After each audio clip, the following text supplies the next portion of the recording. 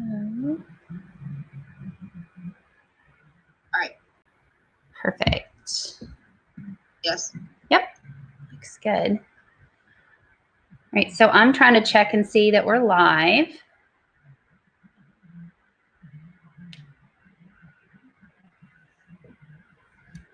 I don't see it just yet. Let me check something real quick.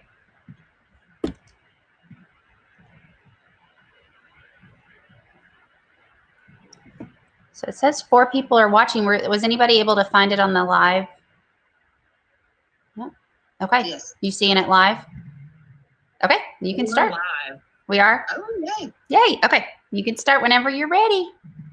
All right. Hello, everybody, and welcome to KY Go Digital. I'm Brandy New in Hardin County Schools.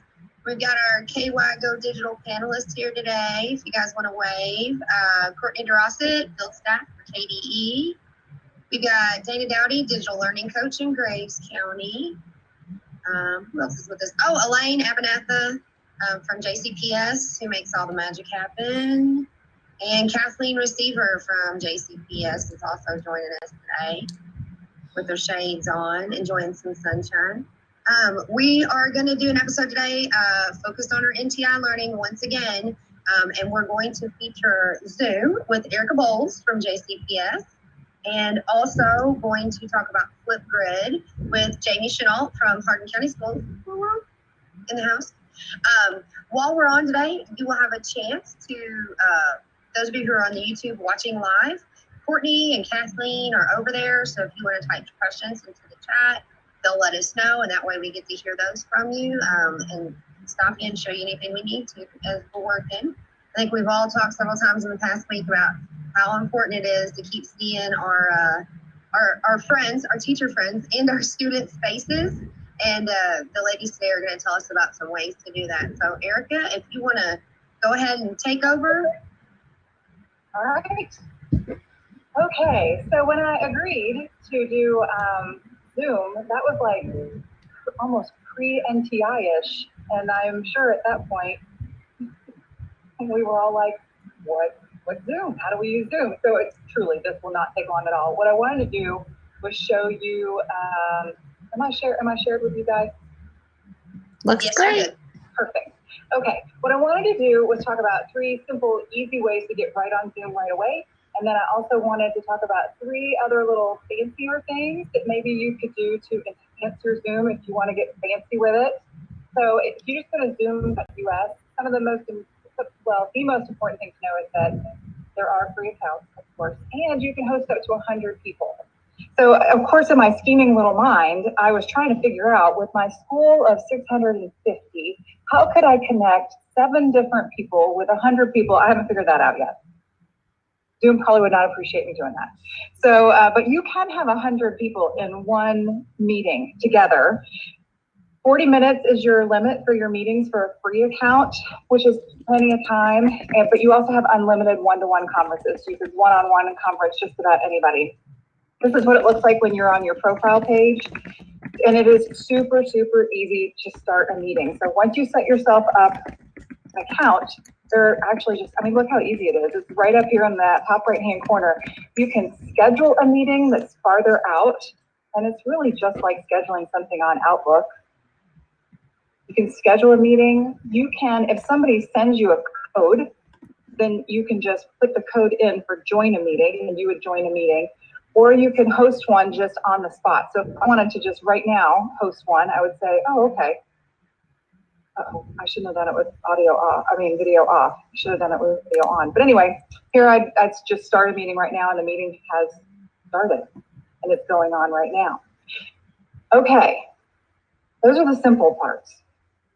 Log on, get an account, and just click those fancy little blue links up here to start your meeting. Once you're in a meeting, actually I should have stayed in there. So I wanted to show you a couple of things once you're in a meeting. Once it starts, you do have, I don't think I want to do that. You can still hear me normal, right? Yep, you're good. Okay. Yeah, we can hear you. Okay, so when your meeting starts, so I am doing a Zoom meeting now while we're in this hangout, which is super weird. But you can do, you can activate in the settings, you can activate polls, you can do reactions during the event itself, and you can do screen sharing. So I could, although I'm screen sharing with you guys on Hangouts, I could also screen share here. But you can also have all the people that are in your call share their screens, or multiple people. And those are just some of the fun things. I wanted to, in particular, call out two things. So if you've been using Zoom now for a little bit, and you are thinking to your, and you're thinking to yourself, okay, maybe there's more to this than just this. There are some other options. So the two that are, I think are pretty cool are breakout groups and the waiting room. Well, in the background. Like you can see my background for, we're Valley Shannon Middle School, so we are Valley in the background. But you can change that to anything. And if you didn't know you could do that, it is awesome if you have like children. Watch my hands disappear. If there's children running around in the background at your own home, because we're gonna all, I guess if we're not working from home now, we soon will be, that's there. And I'm gonna show you some other things to end that meeting, and I'm gonna show you how you can set up breakout rooms and waiting rooms just from your settings.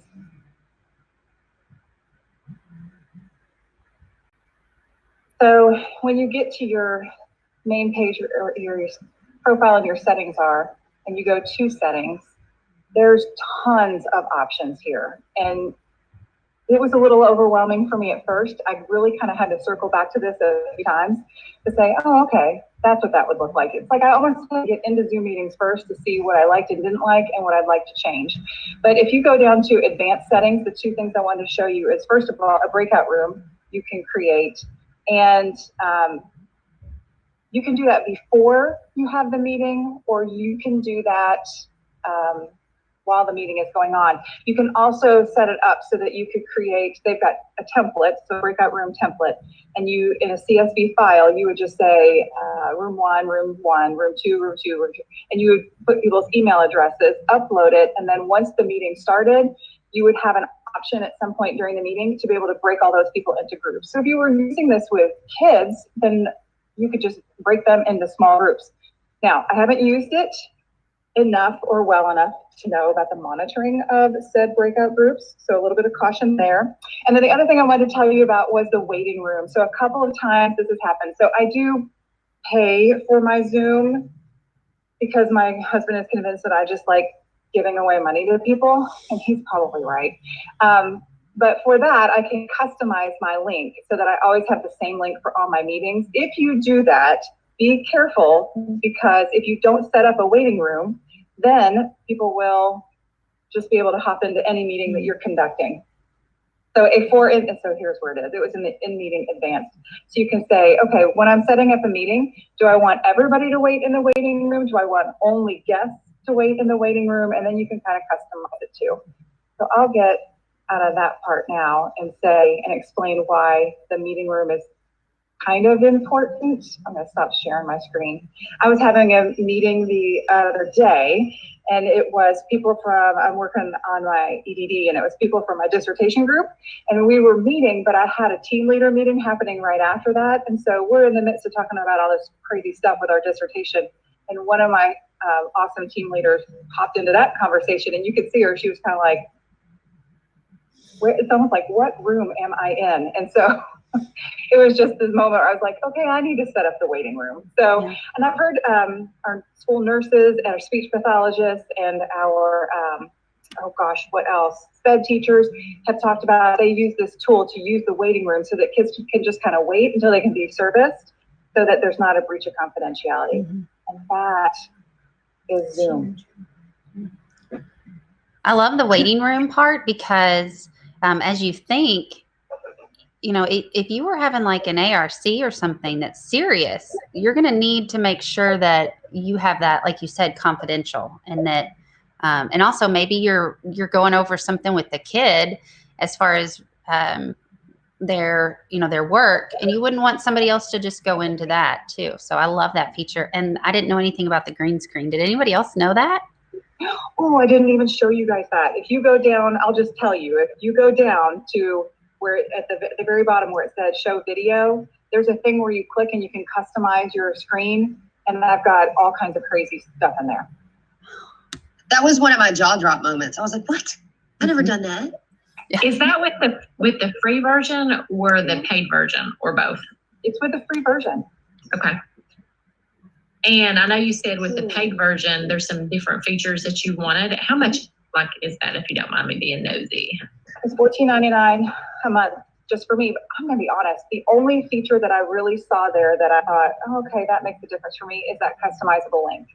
Mm-hmm. I just made the customizable link our school phone number, so it would be very easily rememberable, which is of course not a word, by anyone that wanted to join a meeting with me.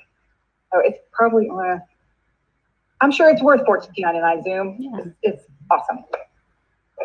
Yeah, that's smart. That was one of the most succinct yet informative explanations of Zoom that I've seen floating around. Go you. Yeah, it was spot on. I was like, how did she just tell me everything I've been watching hours and hours of video for? You go, girl. That was fabulous. Do we have questions? No questions from the chat, but there are a ton of people, Hardin County and JCPS and Local Independent, from all over the state, people are tuning in. And I think Zoom, and if you're watching this, you may be using Hangouts or Meets. I'm sorry, you may be using Teams. But Zoom is definitely one of the three that have been tossed around the most in the last week. So we really appreciate you sharing that.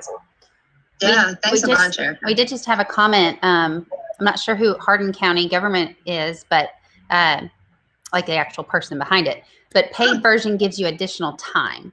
So I guess, Erika, is there a time limit that you can have for one meeting, or what was that possibly? That is true. You can have 40 minutes, whereas the paid version gives you 24 hours. Oh, wow. I'm going to need you to ask Hardin County government to identify themselves. Ask if it's Bryce. Like, hey. Yeah. Speaking of Hardin County. Oh. More love. Hey, Josh. Jamie? Josh just said, Josh Rayburn on the chat just said, right now they are giving unlimited time for free. So that's great. So viewers, that paid version, we found out is 24 hours. Free version was 30 or 40 minutes, and then now it's currently free. So Josh, thank you for that. That's awesome. So. Oh, wait a second. And then we'll go to Jamie. Mm-hmm. And Jamie, and I know I should know your daughter's name. It's okay, McKenna. That's right. Jamie and McKenna Chenault in Hardin County are going to talk to us about Flipgrid. Yeah, so we're super excited to be here today, and not so excited about the circumstances, but we have to do with we have to do with what we have, I guess. And so one of those tools that I could see using at all levels is Flipgrid. So I decided that I wanted to talk about Flipgrid, and McKenna has also been using Flipgrid for her week 1 NTI work. And so she's going to share a little bit about that today. So I'm going to start out with her, and then we'll get started with Flipgrid. So I did kind of give her a heads up. Hey, I'm going to be asking you these questions because that's what she gets a little nervous in front of the screen or whatever. So tell me how your teacher is using Flipgrid for NTI. Well, I'd say that it's kind of like a daily check-in to see if anything's happened or like is new that you might want to share. Okay, and what's your favorite one so far? Your favorite video of your teacher? Probably the one where she said like it was crazy sock day where we could share like crazy socks. And she was wearing like Hogwarts socks. Oh yeah, she's a very big Harry Potter fan. Yes. And why do you think it's important that we still have that social interaction during this time? Well, maybe if like you need help on an assignment, or if you might want to say hi to your friends, you could like say hi or something.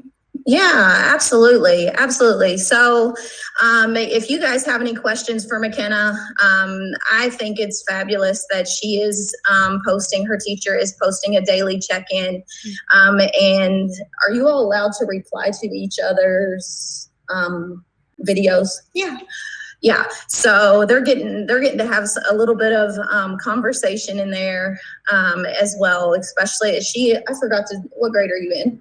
People may want to know. Fifth grade. So she is enjoying it. I've heard her cackle in the room next to me over different videos. So today what we're going to do. Can I ask McKenna a question? Yes, ma'am. Totally selfish.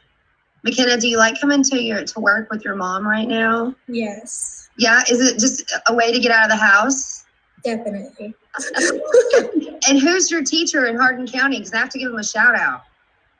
Well, my writing and reading teacher is doing the Flipgrid, and her name's Miss Wyatt. Oh, yeah. I think I saw some of those. That's awesome. All right. Sorry, Jamie. You're okay. You're fine. I figure if I bring in somebody else, it takes a little bit of the pressure off of me. So I'm all about teamwork. All right. So I'm going to go ahead and share my screen. Are we good? You guys can see? Yeah, we're good. Awesome. So if you want access to this, there are a couple of clickable links. If you want access to this, you can go to my website up at the top with jamie-chenault.com. But here's the deal. With Flipgrid, I am still able to focus on the two main things that I want happening in my classroom, that I feel like that we still need to keep intact for our students, which are the academics portion and the building relationships portion. So what I've done is I've broken it into those two pieces because the kids are always going to remember this crazy time as NTI time, as we didn't have to go to school time. But what else are they going to remember? And so I want to make sure that they still remember the things that they learned. And then also that I continue building those relationships with these students. I do teach technology at Bluegrass Middle School. And so I am actually considered an encore teacher or a specials area teacher. So it just so happened that last Monday, which was our first NTI day, we were supposed to get brand new kids. That has been an uphill road. However, I feel like we're finally getting the hang of it. So I find it really important to make sure that these kids that I'm getting, or I have now, get as much of the experience as the other ones that I have had. And so using Flipgrid to do this, there are several different ways. Of course, you can find all different types of ideas and things on Twitter if you're not on Twitter. So I just grabbed some ideas from, and we'll visit the Flipgrid website here in just a second, but you can look through these. A couple of my favorite ones would probably be shared physical exercise, because many of the PE teachers are like, how in the world can I use technology? How can I make this digital? That kind of thing.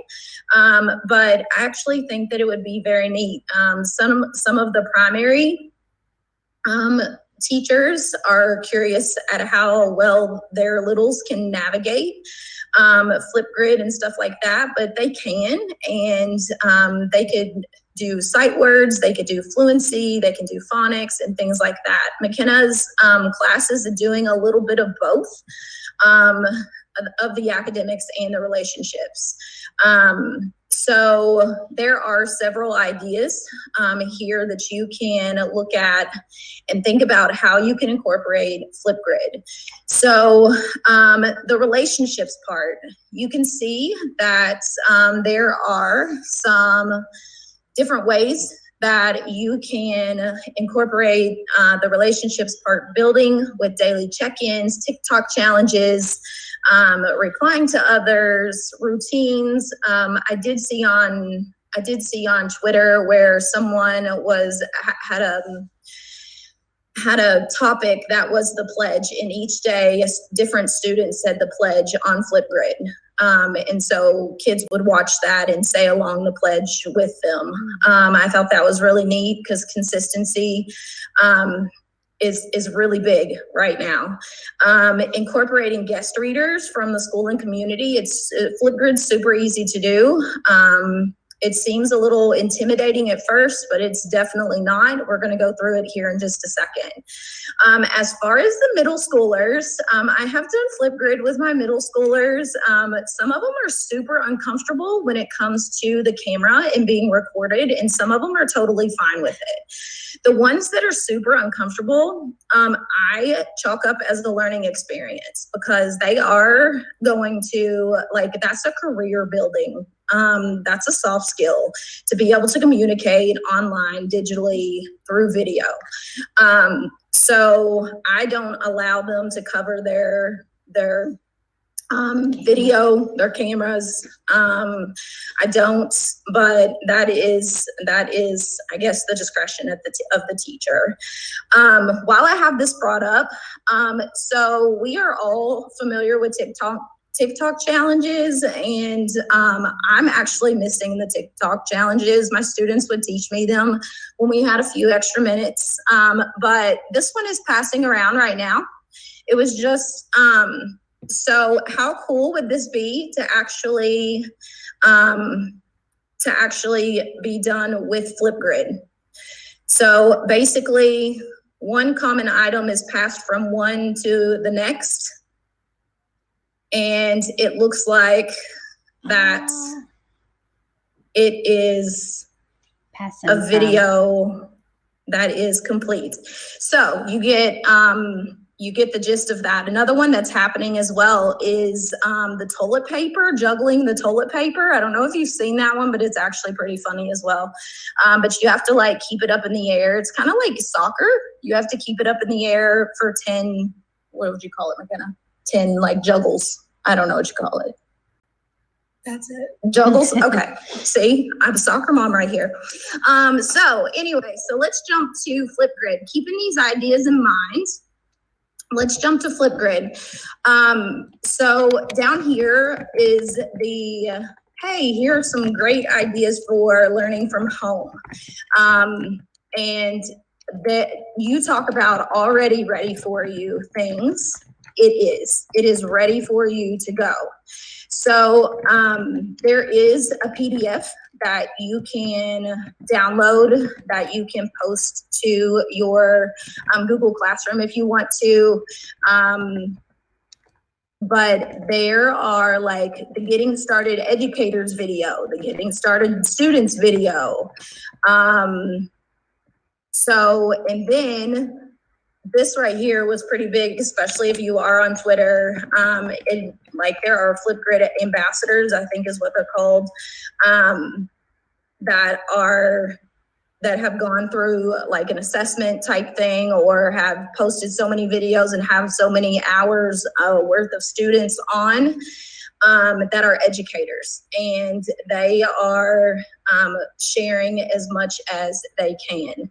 So Amy, can I break in real quick? Yes, ma'am. As a tech coach, I think right now for a lot of teachers, and I know probably not last week if it was your first week of NTI, or maybe not even today, but as you settle in, a lot of these things are really, really quality professional development, like going through and doing the Flipgrid, and you do their projects, or you do their videos and learn so much. That might be a good investment of 2, 3, 4 hours of your time right now for teachers, because then you become an expert at that tool, and then stick with that one tool, and use that for the next few weeks. But that way you have some real confidence in using it. And I've done bits and pieces of Flipgrid's webinars, not all of it. I didn't go all the way to get the little badge, but it was quality stuff. Right. They have a ton of ideas within those webinars. So I totally back what you're saying, Brandy. I think I posted this past weekend that it's important for us not to overwhelm educators, period. Right now with all these tech tools. However, if you are an educator that's watching and you're in the midst of this digital learning, pick one thing to focus on. Become good with that. And then move to the next thing. So trying not to get overwhelmed. And I think Flipgrid allows us to do that, because let me show you this right here. I actually discovered as I was preparing for this, the disco library. I knew the disco library existed. However, being in middle school, I normally just created my own. However, all of these are already created for you. And so like these are the learn from home topics, and you can filter these by audience, by subjects, or you can just search topics. So I was very curious. You talk about team building right here. So I was very curious about this one, but here's the question. And then the kids have to respond in a certain amount of time. So what we're going to do is we're actually going to go to the Flipgrid website, and I'm going to take you through on how to create a Flipgrid. All right, so the first thing you're gonna do, if you've never used Flipgrid before, you are gonna sign up. It is free. I have, so I'm gonna go ahead and log in.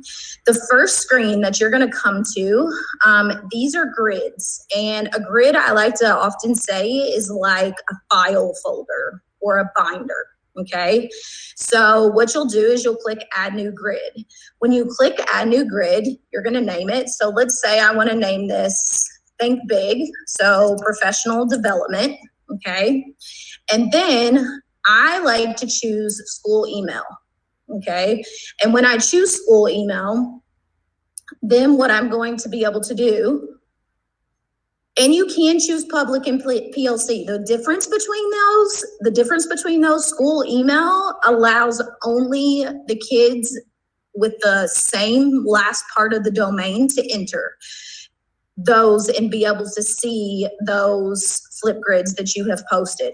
However, if you make it public, then anybody could get on your Flipgrid and answer and see responses and stuff. So it's almost like having a password kind of thing if you choose school email. So if I'm using this with my students, then I choose school email, and then I'm going to click next. So you'll see it's already added mine because I'm the creator, but I'm going to go ahead and put stu.harding.kyschools.us. And then I click next, and woohoo, the grid is ready. So my binder is ready.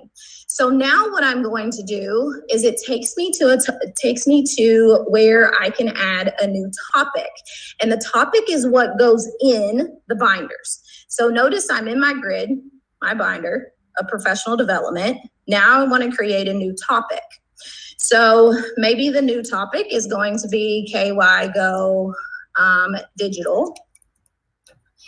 And I will choose a time limit. Now, FYI on the time limit, you do not, I never hardly ever choose time limits any longer than 1 minute and 30 seconds, because you have to remember that that's going to be times the number of students that you have. Being a middle school teacher, I normally have around 160 students. That's a whole bunch of time watching videos.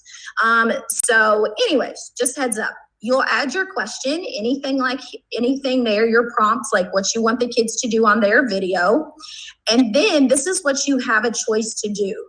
There are so many different things that you can do. You can record a video of yourself talking and giving directions.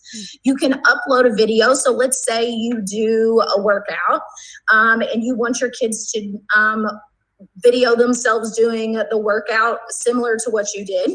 So you could take a video with your phone, upload it, and have that here. You can upload YouTube videos. I know a lot of the authors, the book authors, have dropped copyright.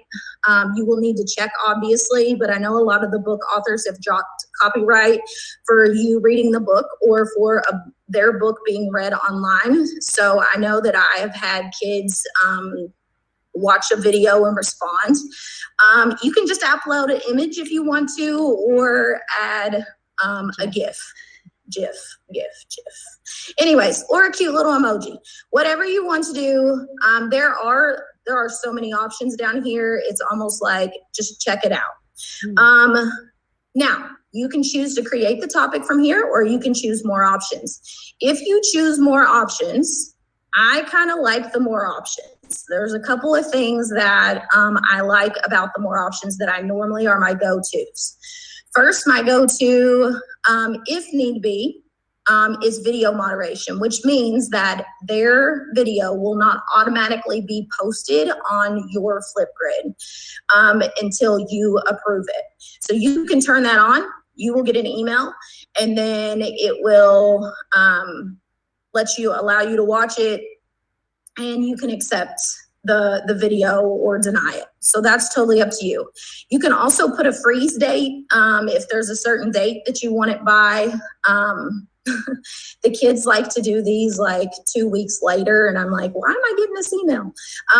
And they absolutely love the selfies and videos. I have found that a lot of them spend more time on the selfie and video at the very end with their stickers and their drawings and everything that they can add to themselves.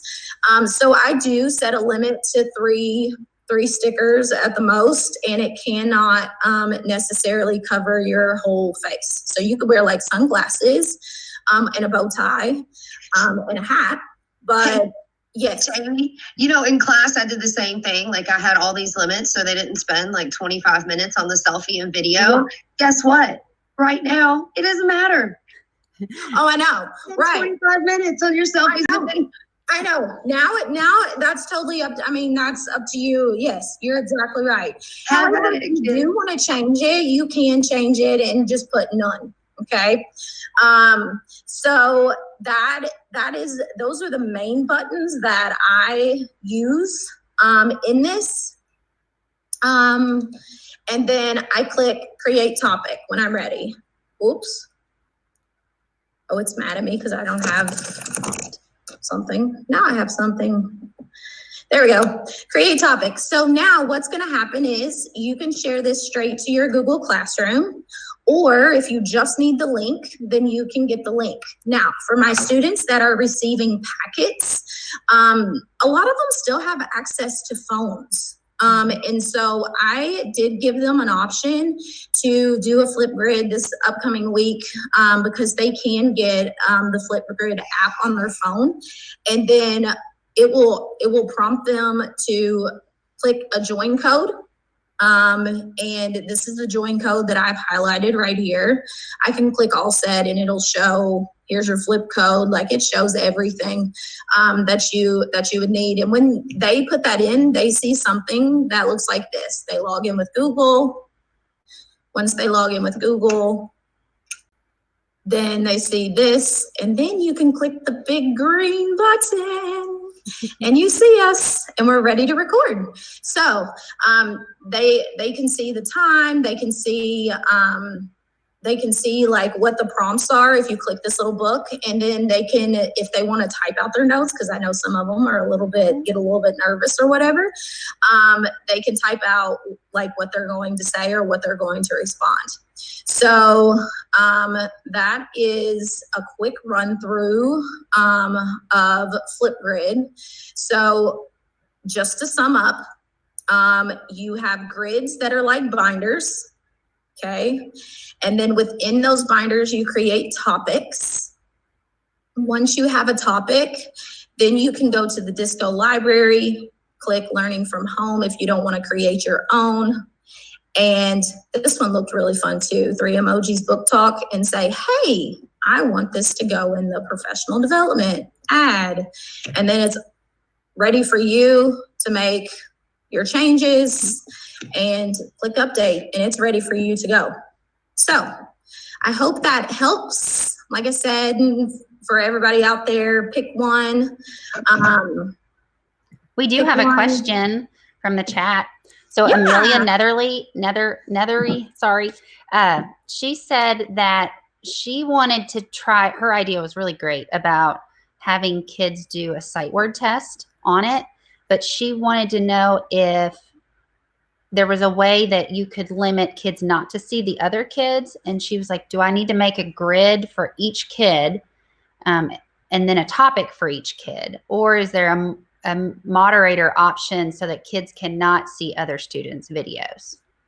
That's a good question. So I feel like I've done this within the past couple of years with an educator, and I feel like what we found, and if someone has a better idea, then please jump in. But I feel like what we found was for you to have a grid that within that grid, each kid has a topic. Each kid has a topic, because not only are you able to,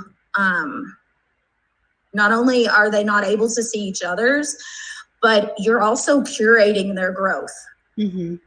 Mm-hmm. Right. That's smart. And then what I was thinking too, on top of that, is you only have to assign in Google Classroom, you would make an assignment for each student, but only for that one student. And then they would always go back to that same link, right? Because then they would, so you really could just have a grid for one student, and then in Google Classroom, give them their assessment assignment, and then they would then create it. And all those assignments would be right there in that one Flipgrid grid for you to see and for them to even review. Talk about like another, like that's a way to have a review binder for their own self to see, okay, so this was my reiteration of what we learned for this content. And so that, I mean, that sounds pretty awesome. And then the parents can see it too if they share that link. Am I making sense? Amelia was, no, it makes perfect. I think Amelia was talking like sight words, but something like that, sight words, fluency, and then that kid, they grow over time. He also asked if it could be moderated so that students, there's an option to turn it off where students can respond to each other, right, Jimmy? Was that under the more actions? Yes. Yeah. Yes. Okay. You can actually turn that off to where they can't respond to each other. But each one of them having their own topic and their own topic link, they wouldn't be getting in. Yeah, they wouldn't have to worry about it anyway. No. Or, yeah. It's like I'm letting it soak in. I know. I'm sorry. No, you're great. I didn't know. She just wanted to clarify that it would be one topic per kid, and each would have a unique code, right? Yes. Each kid would have a unique code. Now, what you could do, as I'm kind of thinking through this, you could just have a Google Sheet or a Google Doc that they have like the name, like if parents are helping out with it, you know, like you don't want to be able to go and watch Johnny, you know, that lives down the street, practices list. However, the kids enjoy listening to each other. Yeah. It's hilarious. There was a couple of years back that there was another teacher using Flipgrid, and they were doing their reading logs using Flipgrid instead of that signed paper thing that half the time doesn't get done, and so mama just signs it. I'm not gonna lie. But I found her wanting to read books that her friends were reading because she watched their video and their recommendation of what the book was about. I thought that was pretty cool.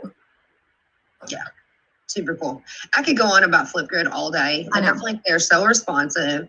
I feel like I call it the gateway for teachers into ed tech because it's really easy to figure out. It has a billion uses. Somebody sent me a message today and they said, hey, Flipgrid liked my tweet and then responded with a GIF. Unless I'm wrong, Dr. Charlie Miller, the one who invented it and then sold it to Microsoft, he still personally responds on their Twitter. Like, he's the one who still runs their Twitter.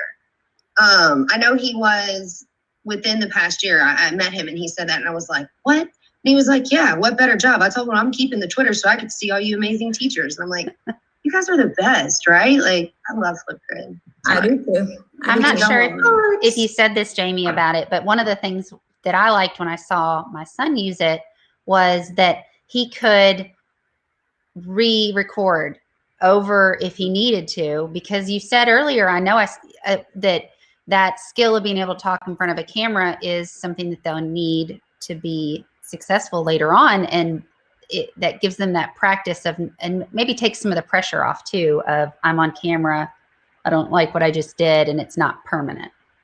Yeah, absolutely. And that is one thing. They can pause, and when they go to hit record, they can pause or they can redo their videos. But another, and sorry, like I could talk all day about Flipgrid, but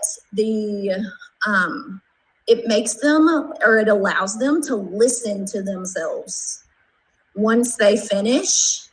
And I love that, because for reading fluency, being an elementary background, for reading fluency, it is so important for the kids to actually hear how they read. Mm-hmm. And so that's another kind of neat feature of it. Hey, I will jump in, and I use this with my kindergarten, and they would read fresh read on Monday and read again on Friday, and they could really see the growth from that first day to the last. It's really amazing. And I will add, a lot of the teachers in my district are using it like in math, where they're solving an equation, and once they're reviewing it, a lot of them are like, oh, I did that wrong. I'm going to redo it. So they're catching their mistakes, on their own without having the teacher's help. And that's really amazing, I feel like. Yeah, it's definitely a cross-curricular tool. So we've got a couple more things on the chat. We have Michelle Waters. She said number talks would be really awesome with this, and several agreed, for the students to be able to explain how they solved a problem. And we just talked about that too, but number talks shows that it's okay for us to do them in different ways. And I love that piece with, pairing that with this. But then Ellen McFall said, where can we find that one-page PDF you mentioned earlier, Jamie? So it's on your website. Is that what it was? Yeah, so, well, the one-page PDF thing that you could post to Google Classroom, they just need to go to Flipgrid, and it's like the very first thing, being that that's what's happening in the world right now. On their homepage, once you sign in, it says Learn from Home Resources, and it'll take you to Flipgrid's blog. And that's where I was able to find the videos for the getting started videos for the students, and the PDF is on there as well. Thank you. And I think you touched on too, if we're thinking about our end users right now more than ever with our students and our parents, this is going to work on laptop, desktop, Chromebook, phone, tablet. Have no clue on the whole Xbox thing that we've been trying to work out how Flipgrid would work there. But I think it's diverse, as far as what's going to be easy for our end user too.